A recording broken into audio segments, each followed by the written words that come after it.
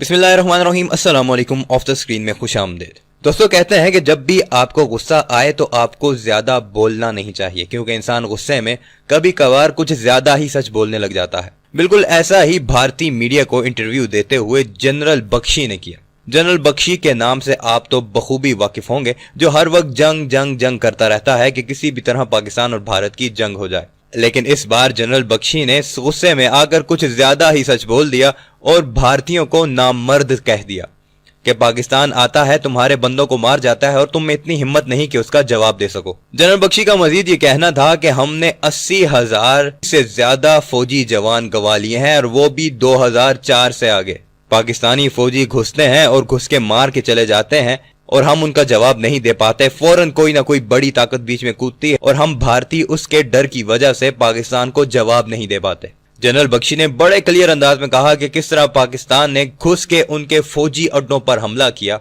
और वो भी दिन की रोशनी में। अभिनंदन की बात करते हुए उन्होंने कहा कि अभिनंदन से जो बयान लिया गया है वो उसे आईएसआई के हवाले किया गया, और आईएसआई ने उसके ऊपर बेइंतहा तशद्दुद किया, जिसके बाद उनसे अपनी मर्जी का बयान दिलवाया है, वरना अभिनंदन कभी भी ऐसा बयान नहीं देता। तो दोस्तों, चलते हैं उस वीडियो की तरफ, देखते हैं उसमें जनरल बख्शी ने और क्या क्या इंकशाफ किए हैं। आपको जरूर ये वीडियो देखकर बहुत मजा आएगा। उस वीडियो पर जाने से पहले इस चैनल को अगर सब्सक्राइब नहीं किया तो सब्सक्राइब कर लीजिए, वीडियो को लाइक जरूर कीजिएगा, और साथ ही साथ कमेंट सेक्शन में पाक आर्मी जिंदाबाद का कमेंट जरूर कीजिएगा, ताकि भारतीयों को भी पता चले कि हम पाकिस्तानी अपनी अफवाज से कितनी ज्यादा मोहब्बत करते हैं। तो आइए चलते हैं उस वीडियो की तरफ, देखते हैं उसमें ऐसा है क्या। देखिए साहब, बात ऐसी है कि 30 साल से इस देश को नपुंसक बनाया गया है। नपुंसक, किसी को शक हो उसकी क्या मतलब है तो मैं I don't have to elaborate. We have been neutered by the threat कि पाकिस्तान के पास न्यूक्लियर हथियार हैं। आपका एक सिपाही सीमा के पार ऐसे पांव रखेगा, pop goes the वीजल, new Delhi में आप भाप में बन जाएंगे हम सारे। मैं सिर्फ याद दिलाना चाहता हूं कि 3 महीने कारगिल का युद्ध चला था। कोई मेरा भाई मुझे गिन के बता दे कितने बॉम्ब न्यूक्लियर हमारे सर पे गिरे थे। माफ कीजिए साहब, वो असली प्रॉब्लम नहीं थी। असली प्रॉब्लम थी, एक देश है जिसको कहते हैं यूनाइटेड स्टेट्स ऑफ अमेरिका। वो उस वक्त अफगानिस्तान में लड़ रहे थे। वो नहीं चाहते थे कि पाकिस्तान की सेना आपकी तरफ मुख करे। उनके हित सर्वोपरि हुए जी। और हमको एक आदेश दिया गया कि आप कुछ नहीं करेंगे, और हमने 26/11 के बाद ये किया। कोई किसी को कोई शक है इसमें? अभी तक तो नहीं। नहीं। तो अभी आपको दूसरा डिमार्च मिल गया है जी। ट्वीट कर दिया डोनाल्ड ट्रंप साहब ने कि हम बातचीत कर रहे हैं, पाकिस्तान हमको तालिबान से बातचीत करवा रहा है, हमें पाकिस्तान की जरूरत है। भारत के ब्राउन एस लोग मरे तो मरे, श्वेत लोग तो नहीं मरे ना साहब। तो क्या करना चाहिए बख्शी साहब? क्या आपके हिसाब से क्या एक स्वाभिमान देश को क्या करना चाहिए? अपने स्वाभिमान की रक्षा करनी चाहिए। क्या करना चाहिए?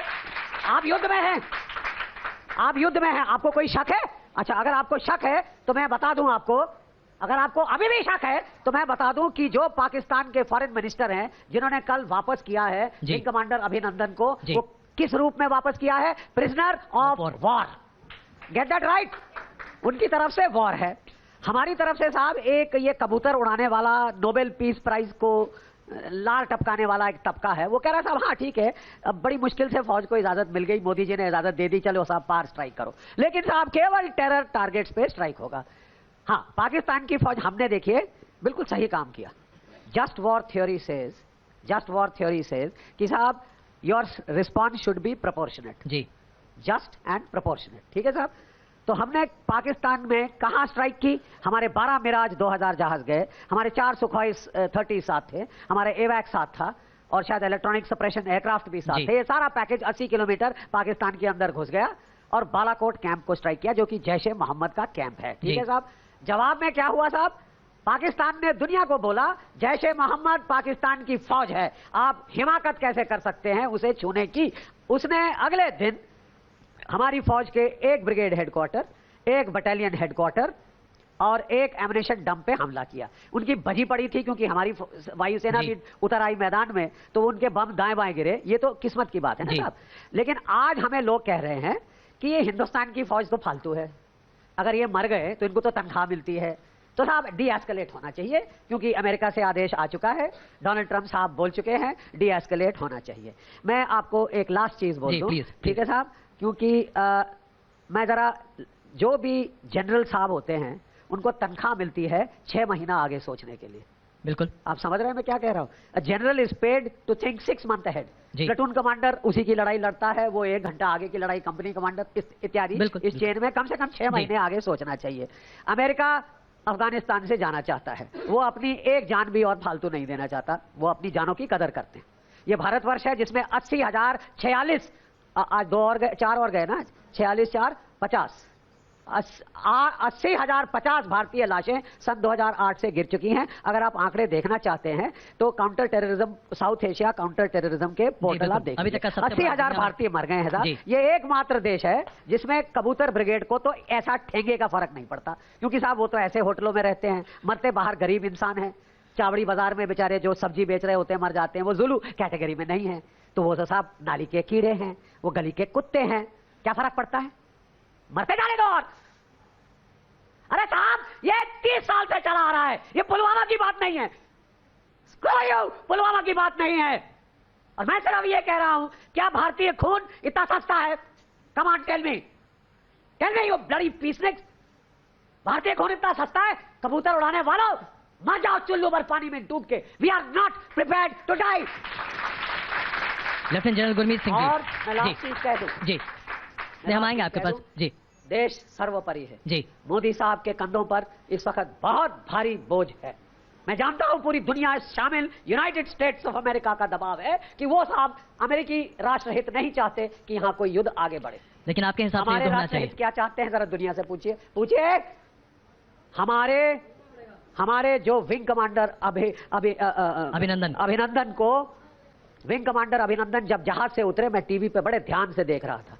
I found his walk wooden. He was walking in a wooden fashion. He was not very aware of his surroundings. क्यों लेट हुआ कल इतना ज्यादा? क्योंकि जब उस बेचारे को शूट डाउन किया गया, टूट पड़े भेड़ियों की तरफ उसके ऊपर पाकिस्तानी के कुत्ते, और ऐसी मार मारी, बेचारे का खून यहां से टपक रहा था, वहां से खून टपक रहा था। फिर भी जब उसको पाकिस्तान आर्मी हेडक्वार्टर में लाया गया, वीडियो के नीचे उसको बोला गया, तुम यहां क्या करने आए थे? उसने बोला, जनीवा कन्वेंशन के मुताबिक आप केवल मेरा नाम, नंबर और रैंक मुझसे पूछ सकते हैं, दैट्स ऑल। जी बिल्कुल, उसने वही बताया। कल रात को एक वीडियो आपने देखा है? जी, क्योंकि पता चला कि साहब पूरे देश में विंग कमांडर अभिनंदन एक हीरो है, तो इन्होंने कहा हिंदुस्तान की नाक रगड़ो। पाकिस्तान के प्राइम मिनिस्टर उड़ के आते हैं लाहौर में, और वो टॉर्चर के ऊपर, मैंने एक प्राइम मिनिस्टर को कुत्ते की तरह, एक कोतवाली का तो शायद कर दे टॉर्चर किसी आदमी को जो उसके कोतवाली में है, लेकिन मैंने किसी प्राइम मिनिस्टर को आते नहीं देखा कि साहब इसको अब जरा आईएसआई के हाथ सौंपो, क्योंकि पाकिस्तान की फौज इसको गवा नहीं सकी। देखिए साहब, साइको एक्टिव सब्सटेंस आपको दिया जाए, ये भी सीख गए। हमको सबसे बड़ा डर था कि जो कैप्टन सौरभ कालिया के साथ हुआ था, जब उसकी लाश वापस आई थी, क्या आप जानते हैं कि उसकी लाश के ऊपर पूरे बदन पे सिगरेट के निशान थे जलने के, उसकी तमाम सारी हड्डियां तोड़ दी गई थी, उसके दोनों आंखें उसकी गालों पे लटकी थी। They had been gouged out. We didn't want this to happen to our boy, इसलिए हमने धमकी दी, हमारी पूरी सेना तैयार हो गई थी, अरे तुम इस बारी हाथ लगा के देखो, ठीक है साहब। तो वो हालत पतलून ढीली हो गई और उन्होंने छोड़ दिया कि हमारी डिप्लोमेसी की बड़ी भारी जीत है। बड़े साहब हमारे शहंशाह फील्ड मार्शल हमारी फॉरेन मिनिस्ट्री में, मैं बस खत्म करके मैं जा रहा हूँ साहब, 1 मिनट। जी जी, हाँ जी, मैं कह रहा हूँ कि हमारे शहंशाह हैं हमारी फॉरेन मिनिस्ट्री में, जिन्होंने 30 साल हमको लड़ने नहीं दिया, 30 साल लड़ने नहीं दिया है। बोले साहब मरते जाओ मरते जाओ मरते जाओ, न्यूक्लियर बैकड्रॉप है, आप उसको रूबिकॉन क्रॉस नहीं कर सकते। देखिए साहब, मेरा इस वक्त परामर्श है, उसको साइको एक्टिव ड्रग्स दी गई हैं हमारे सिपाही को, ताकि खिल्ली उड़े उसकी पूरे देश के सामने। एक शरीफ फौजी जिसने एक घटिया MiG-21 40 साल पुराने से एक F-16 से लड़ गया और उसे मार गिराया, 4.5 जनरेशन फाइटर, उसको वो बदनाम करना चाहते हैं, और वो चाहते हैं कि साहब इसकी खिल्ली उड़े, इसके देश की खिल्ली उड़े, हम सब की खिल्ली उड़े। इसके लिए सुपरवाइज करते हैं उसका जो है बड़ा sophisticated torture, psycho active substances have been injected into wing commander Abhinandan. Now मैं लास्ट में सिर्फ ये कहूंगा, मोदी जी आगे देखिए, प्लीज आगे देखिए, 6 महीने बाद तालिबान का राज काबुल में हो सकता है। सारी तालिबान किस तरफ आएगी साहब?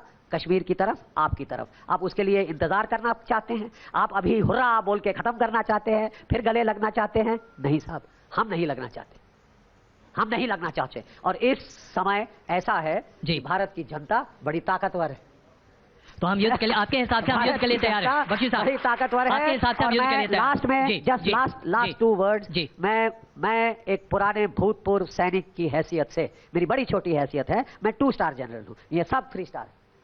ठीक है साहब जी। मैं बड़े छोटे सिपाही की हैसियत से मेरा परामर्श ये है, Modi ji, this is not the time to D escalate.